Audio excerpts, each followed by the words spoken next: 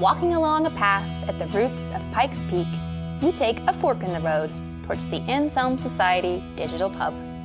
Inside is a raucous conversation on the arts, faith, and, well, just how good Brian Brown looks in a cozy cardigan.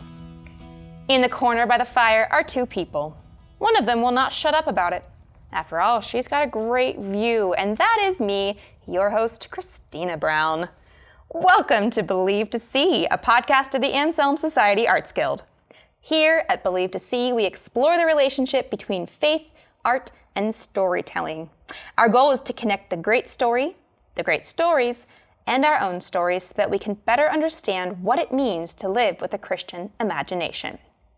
Today, that exploration consists of an interview with Brian Brown, Executive Director of the Anselm Society, and my esteemed and beloved husband, to tell us what to expect from the Anselm Society's inaugural book, Why We Create. Husband dearest, welcome to the podcast. Why, thank you for having me on the podcast. It's very nice to record something I didn't have to leave the house for. It is. We really wished we could say that we were sitting by the fire of our own hearth. In the corner by the fire is a raucous conversation. Alas, our fireplace is not in working order. Otherwise, it would be quite accurate. These wingback armchairs are mighty nice anyway. They are. And I will have to say, you made us two delightful cocktails, so I'd say we're living it up in style. Well, it's fall. What are you going to do? Have delicious cocktails and sit in wingback chairs. That's what you're going to do. Let's do it. So, this is exciting. Anselm Society has an inaugural book. I would love for you to tell our listeners why. Not only why we create, which is the title of this book, but why did we write this book? Why did the Anselm Society, i.e., why did Brian Brown decide that this book needed to exist? What can you tell us? Yeah, I mean, to start there, we really have to go back to why the Anselm Society exists at all. In the earliest days of the society, we had artists that were coming to us wanting to explore the connection between, as you said, their art and their faith, their craft and their faith. And the more that we dug into those conversations, the more we noticed the root of that need wasn't an artist need. It wasn't a technical deficiency. It wasn't that there was just some piece of training that they hadn't had or a theology class that they hadn't taken that was specific to them. It was a pretty common need across the church where most of us didn't have a theology that could account for the material world at all. I look outside, and we were full of metaphors for everything that we see, that even that God has made. And sometimes we take Paul out of context, talking about like the flesh, right? The world and the flesh, these evil things that we're trying to escape from. And good Christian theology has a very, very different take on the material world and the relationship between the material world and the one who made it. And if we don't understand who made us and what kind of relationship he intended us to have with the rest of his created order, we won't understand what we're redeemed for. If we can't understand what we're created for, we won't understand what we're redeemed for. Yes, I love that. What we are redeemed for. So what are we redeemed for? And why is that important? Well, the short answer is the reason we needed a book, because there is a long answer. The long answer, honestly, I could go 20 feet into our office and grab 20 books off of the bookshelf and stack them in front of you and say, my friend, read these and then you will know the answer to this question. And this was precisely the challenge that we ran into. There wasn't the book that had been written that would give you a primer, almost a reboot of your understanding of this question specifically. So since we knew the authors of many of those 20 books, we thought we would go to them and ask them to contribute a chapter along the lines of their area of expertise, their particular thing that they'd contributed to the conversation. And what it all adds up to is an exploration of two very, very fundamental things. I'm sort of cheating and I'm not answering your question. I'm getting towards answering your question because I don't want to give it away just yet. The long route. Well, the long route was the 20 books. This is the medium-sized route. The medium-sized. But part one of the book, it's framed in terms of this. Part one, God creates. Part two, we create. And there's a part three, but we'll get there.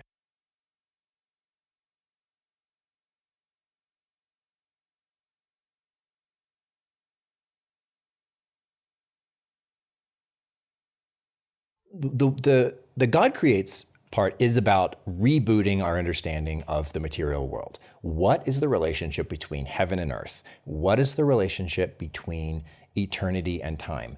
And what, as the image of God, are we to make of it? Having rebooted that, then the second part of the book deals with all of the sort of practical follow-up questions. Okay, if we understand our own creativity in these particular ways, which I know I haven't actually given away yet, if we understand our creativity in light of this understanding of God, this understanding of us, this understanding of the world that we inhabit, and the raw materials with which we're going to create, all right, how does that affect then how we interact with the created order as stewards? How does it interact, or how does it affect the notion of subcreation, the notion of creating with something that God's already made? And what does it mean to dig into all of the dirty secrets, the techniques, the principles of human creativity? We wanted to start with the theological, the conceptual, and then we wanted to get practical is maybe not even quite the right word because it's not a how-to guide, but we wanted the rest of it to be very, very close to home, where we're digging deep into questions that have potentially bothered you for a long time, and we want to give you deep, rich, satisfactory answers. Yeah, that's exactly, and that's where I was wanting to go with my next question, which was, we call this why we create.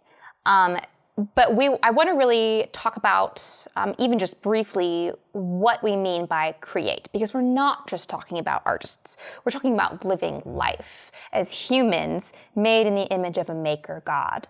So in light of that, I want our listeners to understand that this book is, first of all, for everyone, not just people who consider themselves artists.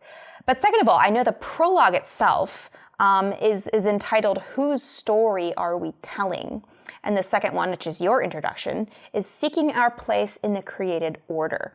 And so there's this notion that we're not just creating vaguely to create. There's actually a placement of ourselves in this earth, in this world, and we have a purpose and a meaning, kind of like you said.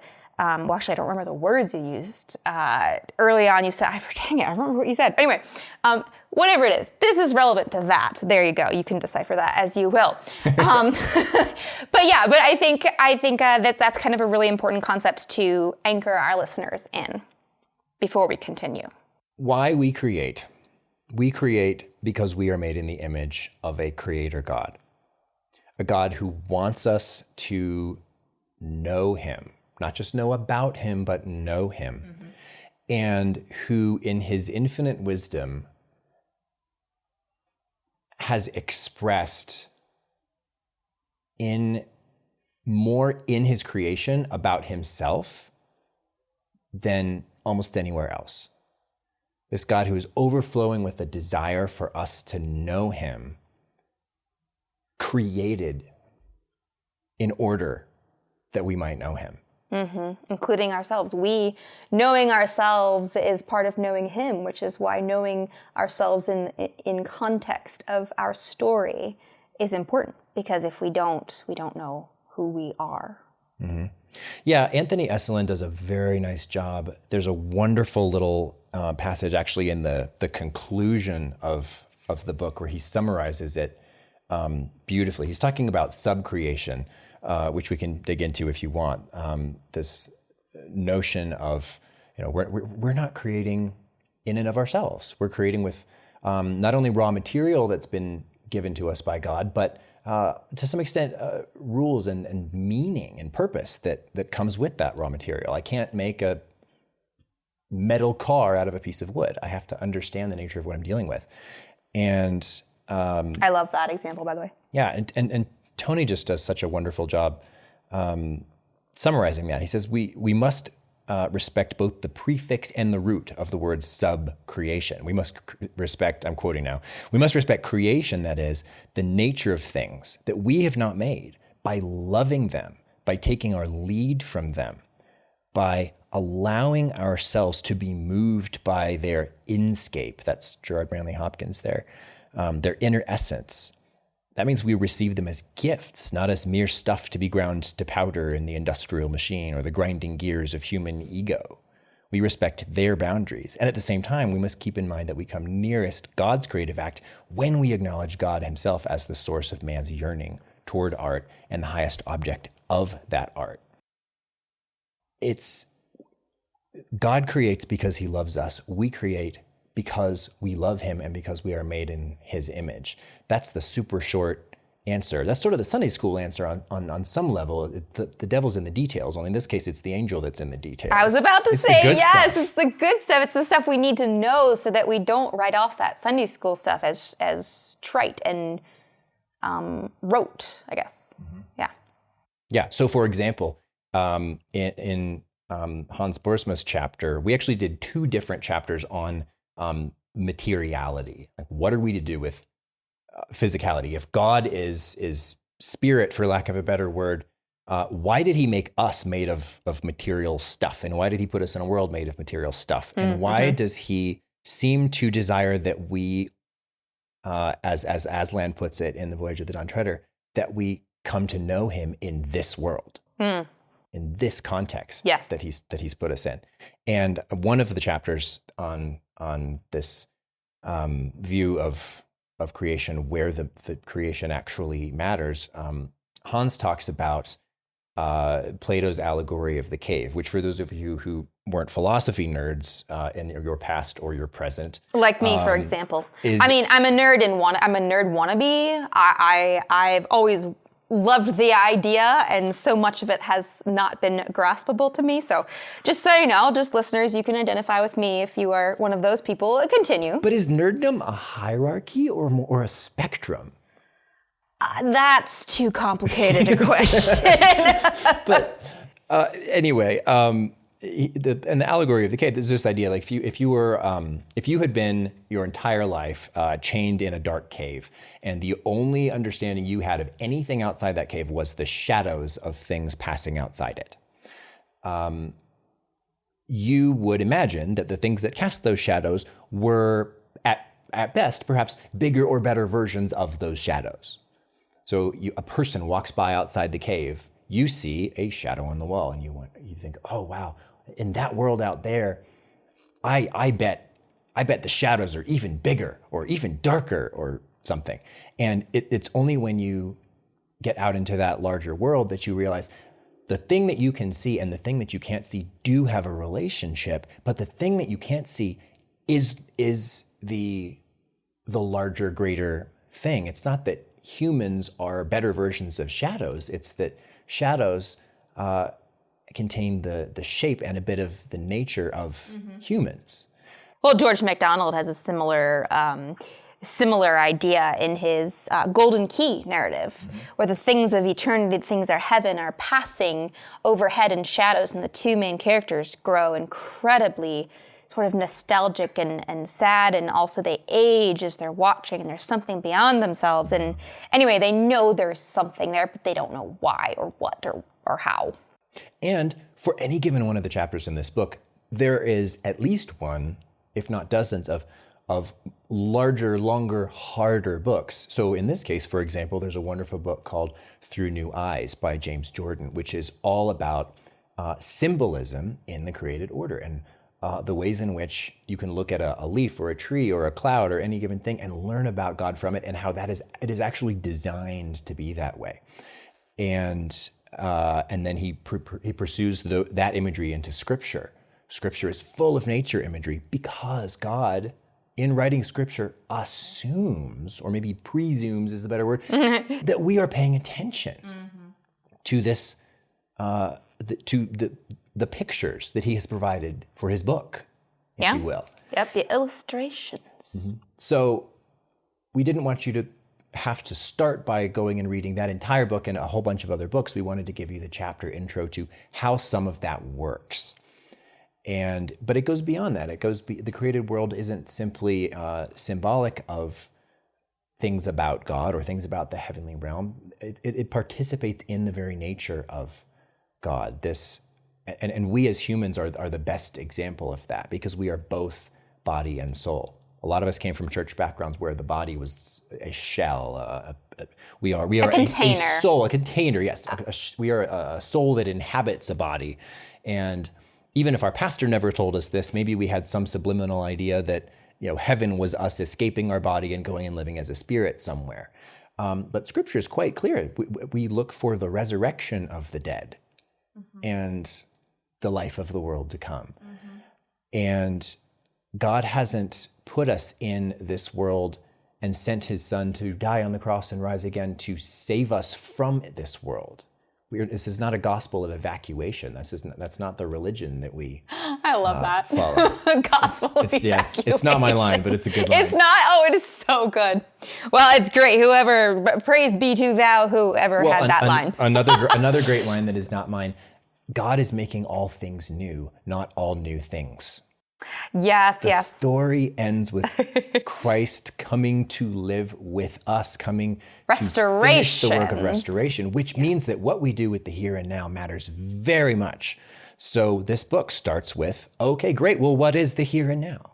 What is the raw material? What is this stuff that God seems so interested in saving and restoring? Because that is the raw material.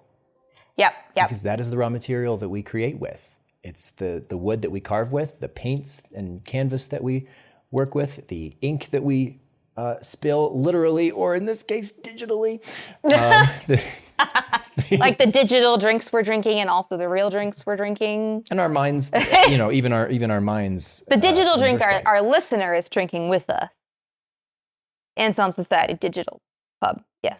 We have a running joke about our team breakfasts. We have team breakfasts for the listeners. We have team breakfast once a month, and we do talk shop and we do plan things, but we also just spend quality time together and eat good things. And we do have something of a running joke of how the people who are calling in via video conference from other parts of the country cannot enjoy the bacon with us, but they can enjoy metaphorical bacon. There's a running joke about metaphorical bacon. Yeah, it's great. Good stuff. So, speaking since we interrupted ourselves, or rather I interrupted us, apologies. Can we talk a little bit about, we kind of talked about part one a little bit. Do you feel like we've covered enough of part one to move to part two, or is there something else you'd like to cover before we? Maybe just a side note on part one. I mean, I talked about a whole bunch about a piece of it, which is the material, the materiality of the material world, the physical aspect. But we also talk about time. And because just like space, the material world is a thing that God created for us, time is a thing that God created for us. God is outside of time. All right, if God is outside all of these limitations, why did he put all these limitations on us? Well, the answer to that is in the book, and it's very important because these are the means God has given us by which to encounter him, and it's very significant that he took on the limitations of that physical world in the incarnation to meet us in his fullness. So we have to deal with both space and time, and I'm sure there's some quantum physics nerd listening somewhere that's going to write in and tell us how space and time are actually the same thing if you think about it the right way. But that's another conversation. Well, then that listener will have to listen to the podcast interview with Jane Sharl, who is the author of the chapter on time, because she does go into some of this. And then this listener can talk to Jane, because she knows more than me or you on this stuff. So, as a side note, yeah, this book could not have happened without Jane. This was something where any given one of us might not have had the wisdom and breadth of expertise to do justice to this entire topic, but we were able to put together this amazing roster of writers who could bring their expertise to one piece of the topic, and they were so generous in lending their wisdom to this project. But it would never have worked without Jane, who was my co-editor on the project. Jane did the vast majority of the legwork, working on the actual drafts and editing them together and making it feel like a book. You know, we referred to it as a collection of essays, and it will never be a bestseller because it is a collection of essays. However, it doesn't... You mean it's not a thriller? But it doesn't read like a collection of essays. Of course, if you look at it the right way, it is a thriller, but you got to look at it the right way. Oh, that's deep. All right, so since, okay, you wanted to mention time. Did you finish talking about time? Oh, I mentioned time. Yes, but I mean, I interrupted us again. I'm good at interrupting my own brain. So did you finish talking about time and what? No, I think you were right to put a pin in it. I mean, we've teased the topic is all. Okay, that's kind of what I was going for. All right, Jane part will do far more justice to it later. Yes, she will. She absolutely will. You might cry. Fair warning. It's a great episode and a great chapter. All right, part 2, God creates. Or I'm sorry, we create. Wow. Part 1, God creates. Part 2, we create. Bring us in, Brian Brown. So the way that I would frame the transition is like this. If all of God's work in the world matters so much, if what he has made matters so much, then paying attention matters a great deal. Matthew Clark wrote one of the chapters, and I don't think he didn't deal with this in the chapter, but he's been a very good voice for us in reminding us of the importance of paying attention. One of the, I don't know if you can go quite so far as to call it a Christian virtue, but a good Christian, and especially a good Christian who's interested in creating, that is living a life that is generative rather than consumptive, that is contributing to the world and adding beauty to the world in all sorts and all fields, needs to pay attention. You have to pay attention to the nature of what it is you're dealing with. I'm a fan of some of Robert Farrar Capon's early writings, and he has a whole chapter in one of his books that's a 45-minute walkthrough of how to slice an onion, because he wants you to pay attention to the onion. He wants you to see this thing that God has made for what it is. And if you look at the world that way, if you can learn to pay attention in that sense, the only proper first response is gratitude. We don't create out of our own ego. We don't create because we want to be famous. We don't create because we want to be rich, because we want others to admire us, any of the usual things. And this is honestly one of the things that it's hardest to train ourselves out of, because we have just absorbed so much of what the secular world implies as well as teaches about the nature of why we make stuff. But if we create out of us that sense of gratitude, the first chapter of section 2, part 2, is about gratitude. And Leslie Bustard did a beautiful job with it. Yeah, it was a slam bang. Yeah, it's the first step of this life that we're called to live. By the way, Leslie Bustard is a co-founder of Square Halo Books, our publisher. We want to give them awesome thanks, because this book would also not exist without them. We love them so much. So thank you, Leslie and Ned. Yes, go check out their website, because they published lots of other cool stuff as well. Oh, so many things. And go to their conferences. Yeah. Sorry, unofficial endorsement. Yeah. Moving on, Official endorsement. I meant unofficial in the sense that I'm overflowing with excitement and love for them and gratitude for them and their outfit that I just just interrupted you and bombarded your... Anyway, we create. So we start with gratitude. Well, okay, again, it sounds like a Sunday school answer. It sounds obvious. It does sound like a Sunday school answer, which is why, I love what Leslie did with it. Yeah, the execution is important because you don't actually realize until somebody actually walks you through it just how ingrained secular vices are in the creative process as we understand it.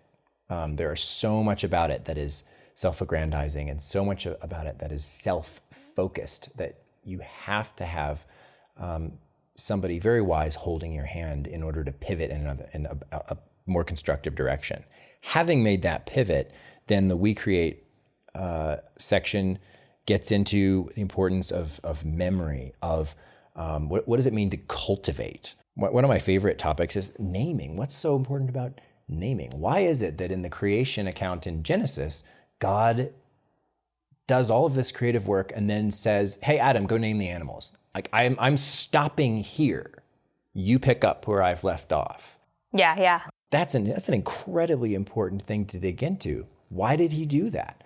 What responsibilities does that carry with it to the created things that God has made, and to understanding them properly and understanding what they're for? And then what does it mean for us to add something to it? So there's another great little hinge point there. And then we finally get into sort of it's probably my favorite chapter in the book, which is Matthew Clark's chapter on subcreation. This is Tolkien's term. What does it mean to subcreate? And Matthew pulls it all together beautifully, only to give way graciously to Jeremy Rand's chapter on the Eucharistic life. And that's worth drawing attention to in this conversation. Mm-hmm. Because the Eucharistic life is as follows. God creates. We pay attention to what he has created. We name it for what it is. And then we create with it and offer it back to him, to his glory. This is true with the novel you're writing. This is true with the work project that you're typing away on your laptop. Is it true with the house that you're renovating? It is true with the children you're raising. It is true with the food you are eating. This is the Eucharistic life. This is the rhythm of not only the creative process rightly understood, but it is the rhythm of human life as it was designed to be. And it is the rhythm of the human life that Christ has come to redeem us for and equip us for. Because when we order this rightly, when we name things for what they are, pay our homage, our allegiance where it is due, and when we take what God has given us, including our own gifts, and bring them creatively to the process to God's glory, God meets us in that process. Meets us in the making. He really does. He really does. So we've talked a lot about kind of the summary and the body as in like what the insides of the covers of this book, the flesh. Well, you could say skeletal organs and all stuff. I suppose the flesh is technically the spine and the covers. Such visceral imagery from you. I like it. I think it's probably because I was thinking about the cocktail party we're hosting next week with Agatha Christie theme. Maybe I'm just thinking corporeal too much. I don't know. Anyway, so yeah, but I wanted to kind of take it back. Like, this is it's been a great summary of kind of what to expect. But again, our readers will be so thrilled to uncover these things for themselves. And I feel like there's no doing it justice without reading the book. So I just kind of want to go back to you, Brian Brown, husband, dearest, director of the Anselm Society. What does this book really, I don't want to say mean to you, but why does it tug at your heartstrings? Why did this book mean so much and its creation matter? We put a quote on the first page of the book from N.T. Wright, which we actually found after we completed the manuscript. And the quote goes like this: "Human vocation is to reflect the love and power of God into the world, and to reflect the praises of the world back to God." That empowering people to do that gets me more excited than just about anything else. Helping people learn to reflect the love and power of God into the world, and to reflect the praises of the world back to God. What has been personal about that in the process of creating this book, watching it go through the hands of numerous wonderful editors, and then hearing feedback on it, is that there's a very personal dimension to that that's expressed in the Eucharistic life that I mentioned earlier. And the word Eucharist simply means thanksgiving, by the way. And that is the notion that God meets us in the work.